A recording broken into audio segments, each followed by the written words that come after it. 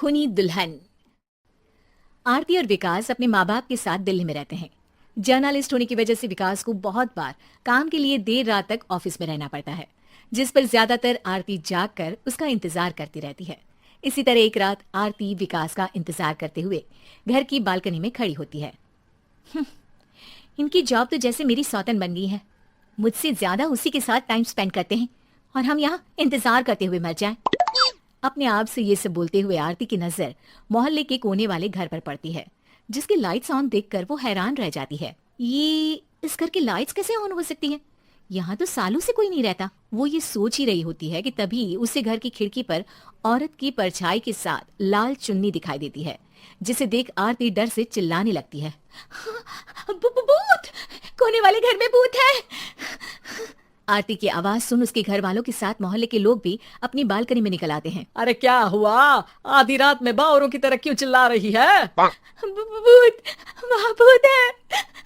आरती की बात से सब उस घर की तरफ देखने लगते हैं, लेकिन वहाँ कुछ नहीं होता।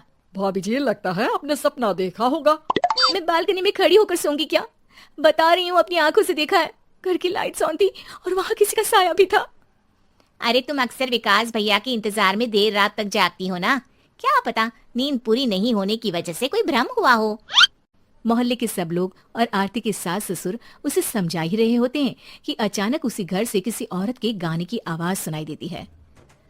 आजा ओ मेरे प्रियतम आजा।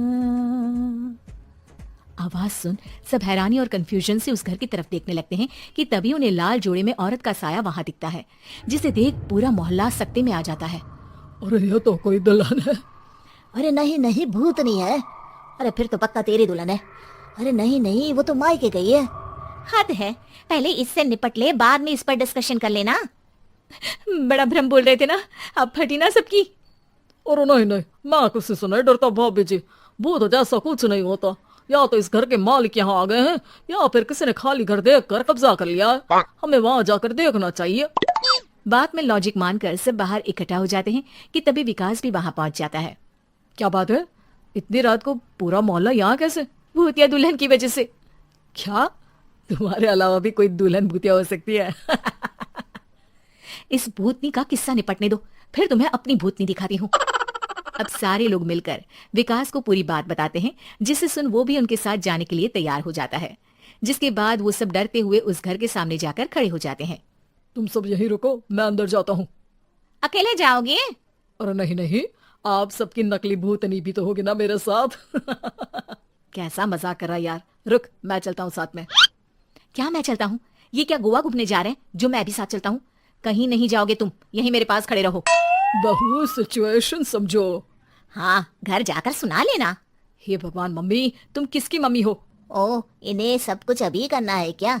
नहीं, यहाँ पंचायत बिठा देते हैं आपके परिवार के लिए। इस पर मामला शांत करके अब वो लोग इधर उधर से घर के अंदर झांकने की कोशिश करते हैं। उन्हें घर के अंदर लाल जोड़ा, सिंदूर और मंगलसूत्र के साथ चारों तरफ खून बिखरा हुआ दिखता है। इसे देखकर सबकी हवाइयां उड़ जाती है। भाई ये सब क्या है? अब तो मुझे भी डर लग रहा है।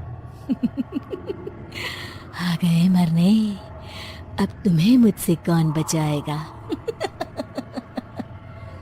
उस नजारे के साथ सोने पर सुहागे की तरफ भूतनी की आवाज सुन वो सब तुरंत वहां से भाग खड़े होते हैं।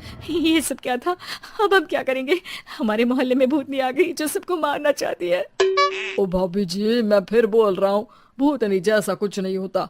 मुझे तो पक्का यकीन है कि यहाँ किसी गलत इंसान ने गलत काम करने के लिए कब्जा कर लिया है और लोगों को घर से दूर रखने के लिए ये सब कर रहा है। तुम इतने यकीन के साथ कैसे बोल सकते हो?